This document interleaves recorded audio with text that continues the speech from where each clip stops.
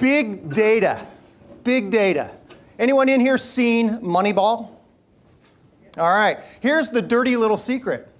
I haven't, and I'm the guy that's supposedly in charge of the business analytics program. A couple of other things to go along with that. I am the poster child for adult ADD. What that means is I'm going to wander around, wave my arms, because if I stand there behind the podium, I'll start shaking. It'll be ugly. We don't want to do that. The other thing is I do not ask rhetorical questions. So when I ask a question, I would actually like a response. So when I ask a question, please raise your hand, shout it out, do whatever, and I will do that a fair bit as we go through this, Christine. So, data, as noted by our friends at the Matrix, is Christine? Page down. You're my clicker. All right, one more. Data is the new oil. All right, you've heard that before maybe. All right, just as oil transformed the economic landscape at the end of the 1800s, early 1900s, helped power the Industrial Revolution, data is driving that today. Data and big data in various sizes, and what's perhaps more important than the size when we talk about big data is the velocity. The rate at which this data is churning and turning over instantly. All right? It's incredible, and it's driving a great number of opportunities, problems, and gaps in skill sets. So I'm going to, at the end of this, going to talk a little bit about how we're going to try to fill a little bit of that gap. So I'm warning you now, the last 5 or 10 minutes of this pitch is a sales job to try to get you interested in our Master of Science in Business Analytics. But if you look at this new oil, if you look at oil, and you think about that dirty black mud coming out of the ground, it is worthless in that form. In that form, you can't do anything with that stuff. It's not until you refine it, just like data. Data in its unrefined form is a bunch of zeros and ones that you can't do anything with. And I will argue, and I have a lot of backup on this, I will argue that you do not make decisions with data. You make decisions with information. And it is refining that data into information that allows us to make good decisions, or at least better decisions. Informed decisions, maybe, is the better way to do that. So what? Why do we have this term big data now instead of just talking about data? All right, we got more of it. Why do we have to put a label on it like big data? Well, the things that drive this terminology of big data have to do with, number one, the size of the data sets. What we're talking about now are data sets in terabytes, petabytes, exabytes. So terabytes, a 1,000 gigabytes, and petabytes, 1,000,000 gigabytes. And you start adding some of those things up, and all of a sudden, this is huge. This is huge. If you look at the total volume of internet traffic in 1993, that was 100 terabytes in a year. We now do nearly 200 terabytes of activity on the internet per second. Per second. Think about that. Think about the change of 1993 to today. That's 20 years. That's not that long, right? And look at that change. It's not just the size, it's the churn, it's the velocity. The IT requirements to drive that, to support that, also drive this term big data. If we talk about IT requirements, one of the things that helps us make this happen is the fact that we have this data available to us because we've now got sensors, RFID tags, that's the supply chain side of me coming out, social media, Twitter feeds, Facebook postings, you name it. All of those activities create data sets. It's now virtually free to store that data. If you think about the cost of a hard drive, and all right, showing my age, and I know that I have kindred spirits in this room. When I bought my first computer, I was state of the art. And I had a 10 meg hard drive. Right. This presentation is more than 10 megs, all right? And if you start looking at the cost of the hard drives, and just the support systems to do that. The little thumb drive that I fumbled around with there for a few minutes will hold nearly a gig of information, a gig of data. It's phenomenal. And so the price to store that data, virtually zero. So we got a lot more of it. It costs very little to store it. Now, we also have a tremendous uptick in computing capability, the power of computing, Moore's law. I know we got a lot of tech people in the room, so I'm not going to try to throw a bunch of tech terminology around because I'll just embarrass myself even more. But if we look at the ability to compute, the speed with which we can compute, the bandwidth of information transmittal back and forth, all of those things, that infrastructure is required to make big data work.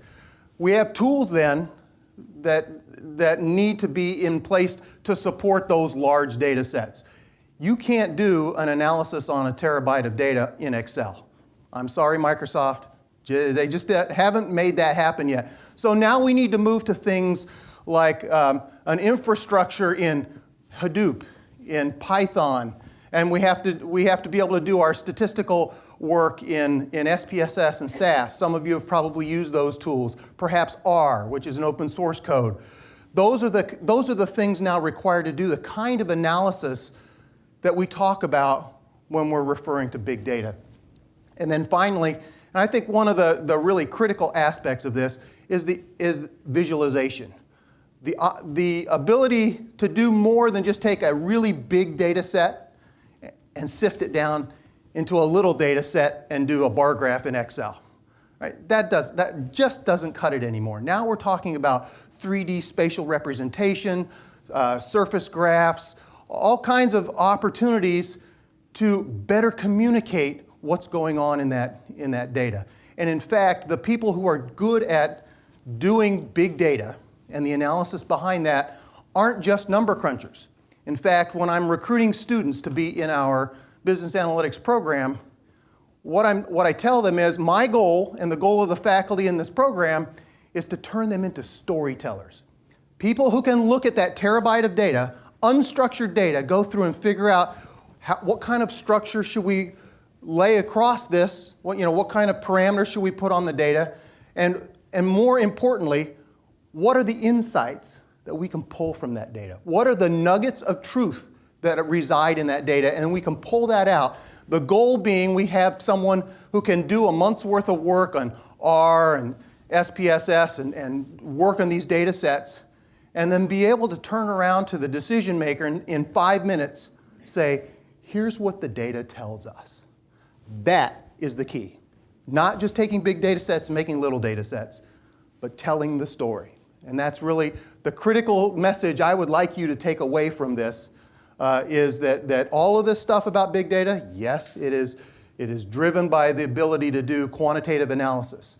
But fundamentally, if you can't take that and tell a story with it, it's just overhead. And information without action is just overhead. And that's not what we want to do here. Christine? This is really a repeat of what I just said, so we're going to keep going. So what is business analytics then? Well, there's the official definition. I'll let you read it. You don't need me to read it. But if you look on the third line, you'll see that past business performance to gain insight. That should sound somewhat familiar with what I've just talked about. And to drive business planning. We're going to drive action from it. We talk about this being a data science field as opposed to just a class that you would take. It's a field. Data science is becoming an important aspect of most organizations now, and it's driven by this idea that we have sensors everywhere. We have inputs from all over the internet. We have data now that we never dreamed we would have before, and now we have a way to use it. So just to put some numbers around this comes from McKinsey. A study that was done in mid-2011, $300 billion potential annual value to U.S. healthcare. Now, we're talking about the administration of healthcare, the improvement in the process of healthcare, not that patient-doctor interaction. 250 billion euro potential annual value to Europe's public sector administration.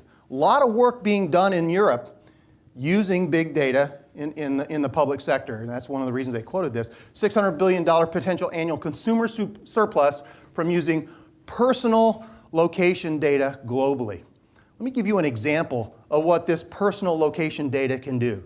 I work closely with the people from Target and Walmart in some of the work that I do in supply chain. And some of you may have heard, there was a story made all the press with, I see some head nods already, with Target about 18 months ago, where they do a lot of work looking at the shopping habits of individual shoppers, and then they'll mail personalized sets of coupons to those individuals. So the story, as it's told, and I've verified this with my colleagues at Target, who've said that what happened is, as you go through and you check out, and so you use your credit card, and they'll be able to tie that back to past purchases, see the trends in current purchases. And so in pulling this point of sales data together, they sent a packet of coupons to a young lady at home that included a lot of things that a young lady might deal with when she's pregnant. And the man of the house happened to see that and open it up and said, well, why, Target, are you sending my daughter these coupons for, for maternity clothes and diapers and things like that? And, it actually ended up in court. There was a lawsuit about it, a lot of negative public relations. They have since revised their policy on how they handle some of this thing. But the point is, Target knew this man's daughter was pregnant before he did. And that was his main problem, right? But the idea is, it was the data available through point of sales and gathering the information that was able to allow them to put trends together and say, well, someone who's looking at these items, someone who's buying these items, in another few months, they're going to be buying these items. And gosh, we ought to put that together.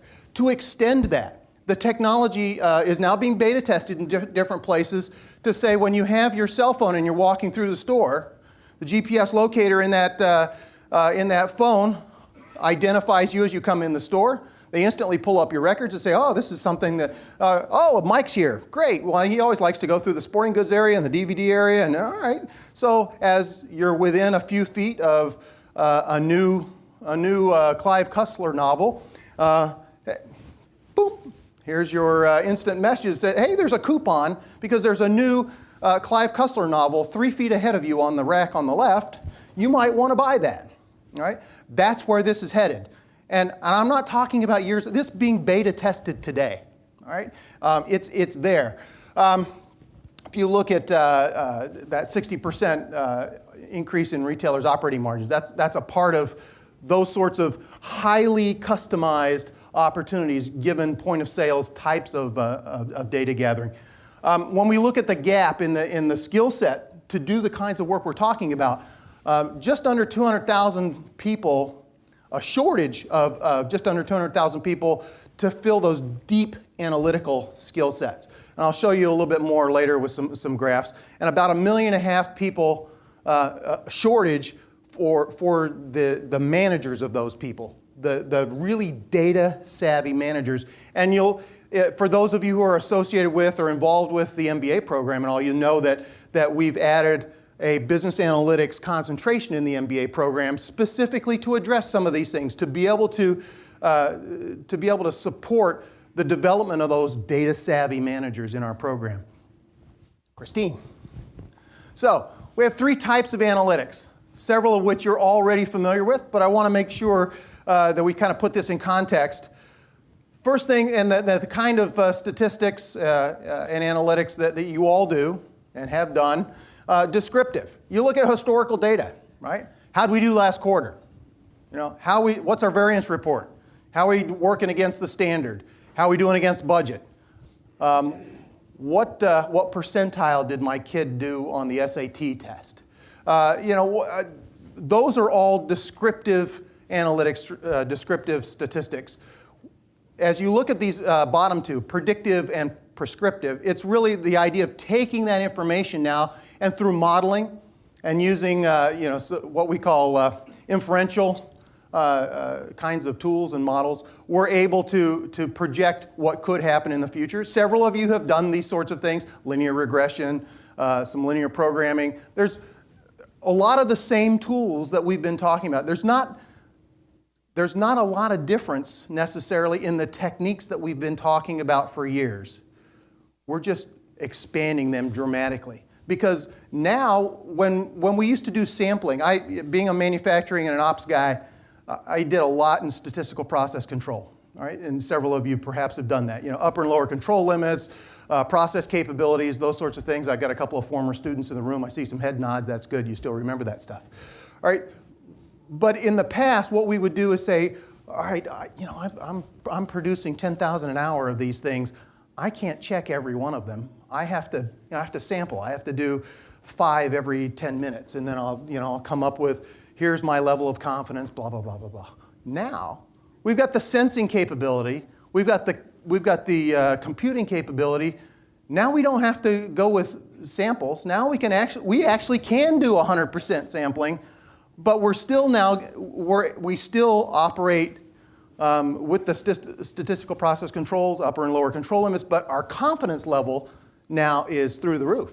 Now we're highly confident of what we're producing instead of really confident. We went from, yeah, I'm pretty solid about that to guarantee it, no problem. All right, so big moves in some of those sorts of things with the tools we can use.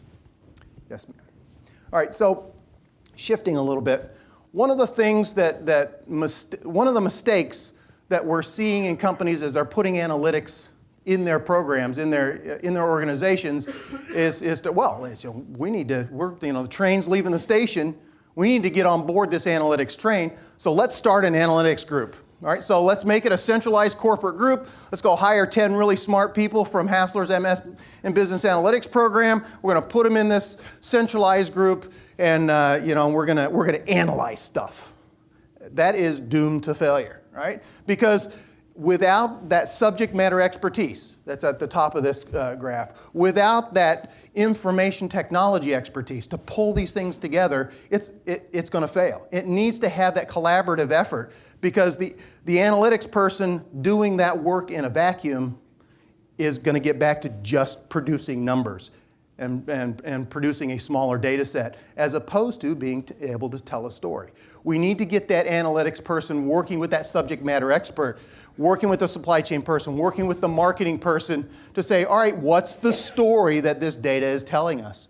And be able to pull that together in such a way that along with the support from the IT function to make sure we've got the computing capability, we've got the storage capability, we're using the right tools, we can pull that together within a collaborative effort.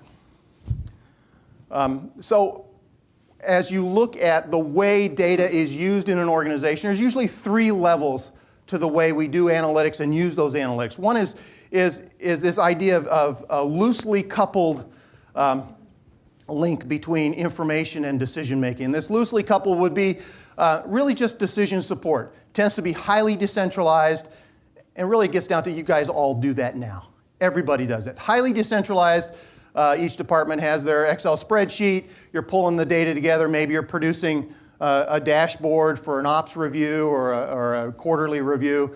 It tends to be historical in its outlook as opposed to predictive. But then we can start looking at these structured human decisions where we're saying, okay, now let's go beyond sort of, how do we do against the budget, but rather let's start pulling other information sources in. Let's start organizing that data a little more robustly. And then we can start using that to drive performance, to drive decision making, as opposed to just supporting the decision making. And then the automated decisions are those areas where, as we get confidence in the tools, we're able to set them on autopilot and let them go. Now, the danger obviously is to get into Skynet and Terminator and all that kind of stuff, let the machines run the world. We don't want that to happen, but there are aspects of the business decision process that we can automate, that we haven't automated. An example, we're working in the supply chain organization, we're working with a startup company here in the Austin area that has developed some software to automate the activity of C category parts. So for the supply chain folks in the room, you'll remember we talk about A level, B level, and C level parts. A level, highly valued or high volume. B level is sort of the in-between. C level tends to be those parts that either cheap or they're replacement parts or spare parts. You don't use many of them. But if you were to look at the 10,000 part numbers that any particular organization uses, chances are 8,000 of those part numbers fall into that C category. You don't use them very often, but doggone it, you got to keep the inventory. If customer calls, you got to have that spare part on the shelf. Problem is, you end up spending all of your time, all of your staff time, managing those C-level parts that maybe make up 20%, 10 to 20% of the value in your organization, and you're running around using really valuable staff time chasing pennies. You know, my boss that I used to have a long time ago said, you know, you spend your time chasing minnows while the whales are swimming past. That's exactly what we're talking about in this situation. The company we're working with has developed software to allow organizations to automate the management of those C category parts. That's a great example of this automated decision-making process. They've got algorithms in place to pull these large data sets together and understand, all right, how should we manage these part numbers? How often should we do a reorder? Let's look at trends. Let's look at where things are going. Let's look at reliability trends for the machinery that these parts are used on. Should we be buying more of these parts in anticipation of more breakdowns of older equipment? All of those sorts of things are built into this algorithm. That would be the automated aspect of this activity. Now, here's another way of presenting that same thing, since I made a big point of saying we have this visualization issue. So here I am, instead of going from words, now let's think about in an organization, the bulk of those decisions are in this bottom part of the pyramid. There's that loosely coupled activity. We've got to have an infrastructure in place, but it's not particularly sophisticated. As we move further up, we're able to link our decision-making processes and our behaviors. We're driving performance now as we move up that scale. And at the very top, we've got to really make sure that we've got a tight control over the process and the integration of that before we turn it loose in an automated fashion. So a lot of pre-work, as is often the case when you're talking about automating something. You want to make sure that you get the process right first and then automate it, as opposed to just automating any given process. Otherwise, all you do is the wrong thing faster. Right? We don't want to do the wrong thing faster. We want to do the right thing and then automate it. And that's really what this is trying to visualize. So shifting again to where some of these tools are used. We talk about marketing, which is really where big data and analytics is really making its mark today. This idea of looking at social media analytics, Twitter feeds, Facebook postings, looking at consumer sentiment analysis to be able to say, what are they saying on Facebook about our product or our company? In fact, you can take this a step further. I'm going to refer to it a little bit later when we talk about strategy development. But I've done some work recently with Boise, and one of the things they're concerned about is the perception of analysts on Wall Street about their firm and how they might manage perceptions on Wall Street. And one of the things we've done is we pulled analyst comments from a variety of different sources and did something called Wordle. Any of you ever done Wordle? Younger folks might have run into that. You'll see an example of that in a couple of slides. But it's a text analysis tool that allows you to look at any given body of text, and it basically just does a frequency count of the words, and then allows you to pictorially show how those words pop up, what the frequency is. And so the higher the frequency, the larger the word. You'll see a word map here in a little bit. But it's that kind of thing that allows you to just gather all this information of all of the different analyst comments, dump them into this tool, out pops a map that says, here are the key words they're using in association with your company. It's a marketing / investor relations issue, but it's text analysis, it's big data. Product mix and segmentation are another big aspect of this, understanding where things are going, being able to look at looking at trends in the marketplace that perhaps you didn't even realize existed by using these large unstructured data sets. That's one of the big drivers in the marketing realm. Steve? So generally speaking, when we talk about digital strategy, it's this idea of understanding where you are in the media, where you are in the social media. This obviously ties closely with the marketing approach, but the reason I highlight this is because it's really been what's been happening on the web, on the internet, that's a big driver in the success and the growth of analytics. And I'm going to keep going because I'm running a little short on time. Here's that back one. Here's that text analysis. Just to give an example, I went to one of the websites for Boise and said, here's a text analysis of your website for your packaging product line. Is this what you want people to be seeing? Because this is the result of taking all of the text on their website, dropping it into Wordle. This is the map that came up. And I had a group of C-level people for Boise in a room, and they looked at this and went, huh, it's interesting that, relationships is a really tiny word there, and values is hardly there. And we think of those as really important to our company, but when you look at our website on something as simple as this text analysis, this took me 2 minutes to do, right? We really want to convey ourselves as a place you want to work and a place with high values and that we value relationships. You look at that and you don't get that, all right? Gosh, maybe we need to rethink how we're presenting ourselves in the public domain. All right, next one. The other big area in the supply chain realm, network design, transportation optimization, inventory location planning. A lot of tools been used in that arena for many, many years. I'm a personal fan of the whole idea of supplier risk analysis. Those of you, and there's a couple in here who had me for procurement, that you'll know that that's one of my hot buttons when we start talking about the total cost of ownership for making decisions about sourcing.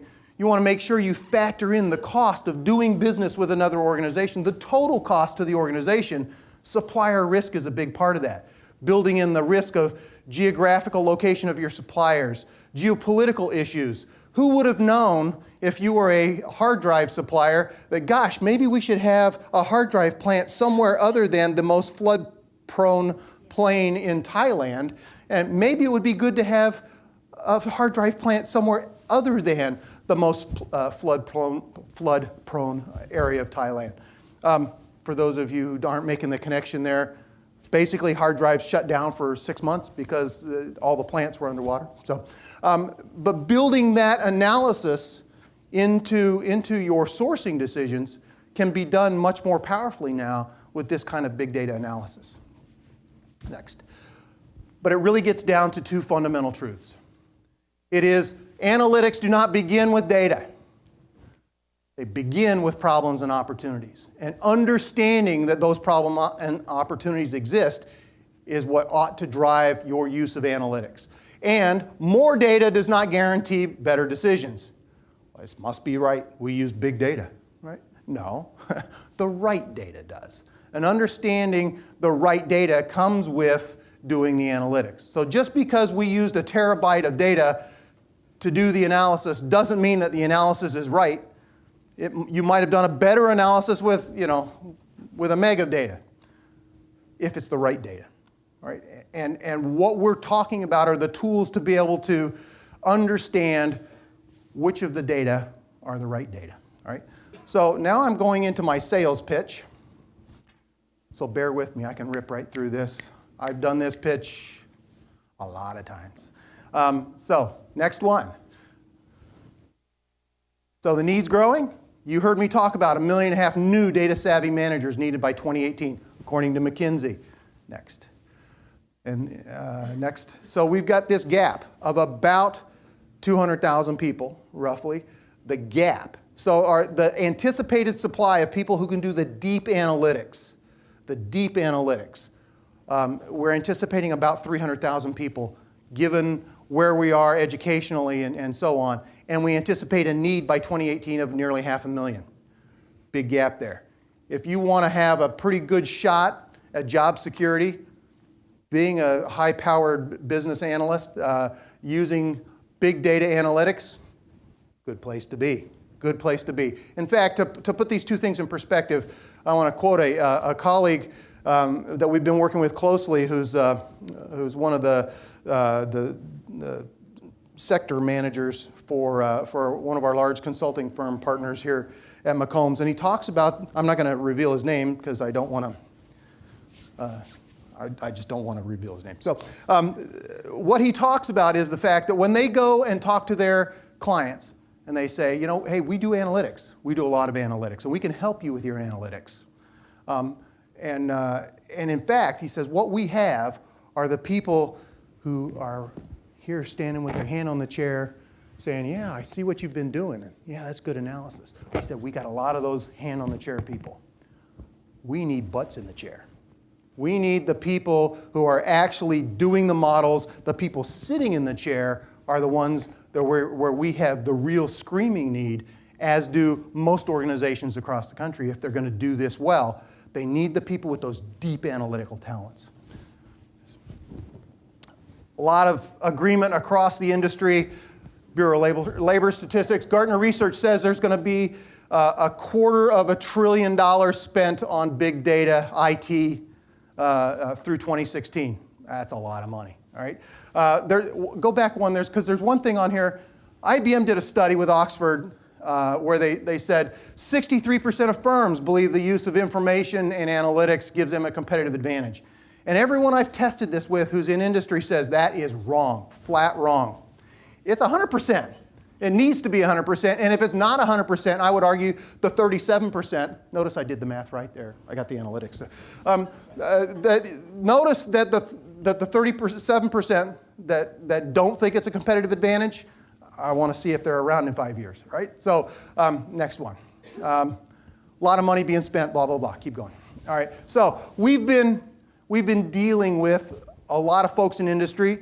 If your organization's name is not on this list, I would love to talk with you because we are looking for people to help us drive this program. We're having our first advisory council meeting on April the 11th. If you would be interested in participating with us and with these companies on making this happen, Walmart has been a huge supporter of this, has invested significantly with us in driving that forward, as have Deloitte, IBM, and many of the others that are listed there. As you can see, we are across industry, across different number of different sectors, large companies, some smaller companies. We are thrilled with the response that we've been getting. In fact, our associate at IBM has said, and I've actually got this quote wrong. He has since corrected me on this. Business analytics is our #1 recruiting need for the coming several years. What's not there is #1 recruiting need in every single business division in the organization. He wanted me to add that. So every business unit within IBM, business analytics, #1 recruiting need. It's a good ROI. We're looking at folks, not necessarily business majors, but undergraduate degrees in a technical field. Average starting salary about 40. We anticipate 75 to 90 as starting salaries that for the middle 80%. Why here? Now, I probably don't need to spend a lot of time on this slide in this group, but it's a one-year program. It's a one-year program, so good ROI, quicker ROI. Since this is Texas, and one of the things we're known for at Texas is we like to do a good brag. And here's a good brag, all right? Voted #1 for top business school professors in the Princeton Review 2011. Yay us, all right? Marketing ranked #3, U.S. News & World Report. Supply chain #6 by Gartner Research. MIS been in the top 4 programs by Business Week and anyone else who does a measurement for ever, all right? So we've got the key departments within the business school who are driving this program are all top programs. And it's in Austin. So, yes. All right, so here's what the year looks like. We're bringing folks in for a year, starting in the fall semester, graduating in the summer. We may change that in future years. We're looking at that now to more closely align with the recruiting schedule still bouncing that. Notice we say pre-fall there. Anywhere else they would call that summer. But pre-fall, we're going to have a boot camp. And that boot camp is going to be to look at remedial statistics, maybe some basic program, just to make sure that people are at the same level as we move forward into the program. The other thing we want to do is get people polished up to put the UT brand on them. We have a terrific brand from a career services perspective, and we don't want this, I will not allow this program to tarnish that brand. So we are going to make sure that by the time folks are in front of you interviewing for positions, they're going to be polished, their resume is going to have the UT brand on it, and it's going to look good. We're going to spend a lot of time in pre-fall doing that. So 5 courses in the fall that are required courses. I won't go through those right now. 2 required in the spring with 3 electives. And in the summer, we're going to have a capstone course, a practicum type course. I've worked with a few of you in here on the practicums I've done in the MBA and the undergraduate business program. We're looking to have organizations provide us with a terabyte of data, a data set. And then we're going to have a team of 5 or 6 students say, all right, you've got the summer, tell us the story. Spend the summer on this data and tell us the story that resides in that data. And then finally, we're going to have another elective. One of the classes we're really focusing on to put in there is a data visualization course in association with the Texas Advanced Computing Center to be able to get these folks ready to take those large data sets and tell the story using good visualization techniques. Do it. So industry involvement, a lot of companies involved with projects. We've got some folks from industry helping to teach some of the courses. And then university-wide involvement in this. Faculty from finance, marketing, supply chain, electrical and computer engineering, statistics and scientific computing, Texas Advanced Computing Center, all part of the faculty to make this happen. So it's campus-wide. We're really excited about that. Elective courses, we're going to focus on marketing and supply chain the first year. Keep going because I'm running out of time. Costs $32,000 in-state, $38,000 out-of-state. Sounds like a lot. Is a lot. Not going to deny that.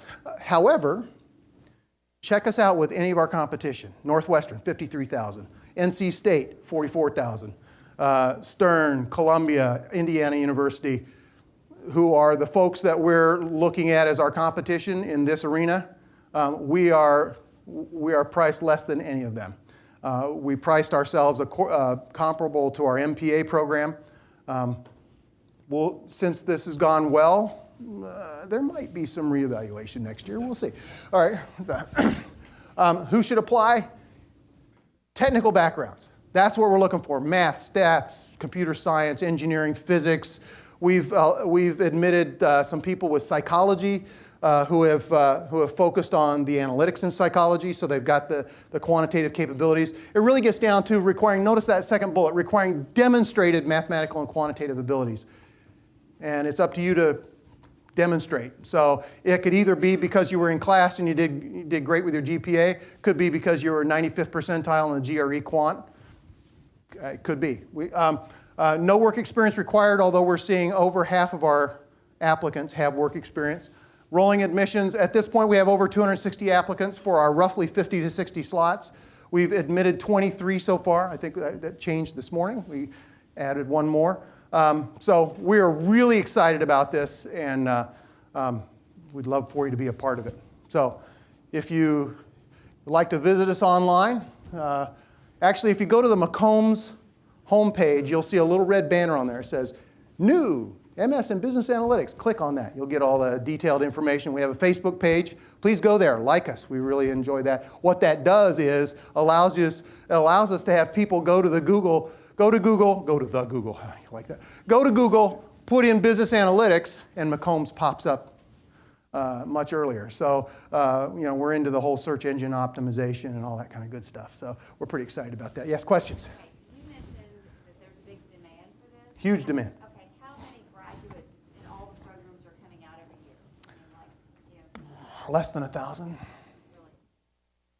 Yeah, 1,000-ish. So it's a really And the oldest program in this field is NC State, and that was that started in 2007. I think you should add that because that really makes it appealing. Good, I will do that. Good input. Thank you. We have time for 2 more questions, and we have to run across the street. Sorry for Madame? running late, John. Yes? Less than 1,000 are being minted from here. No? No, I mean from the U.S. Yes. Then where's the rest coming from?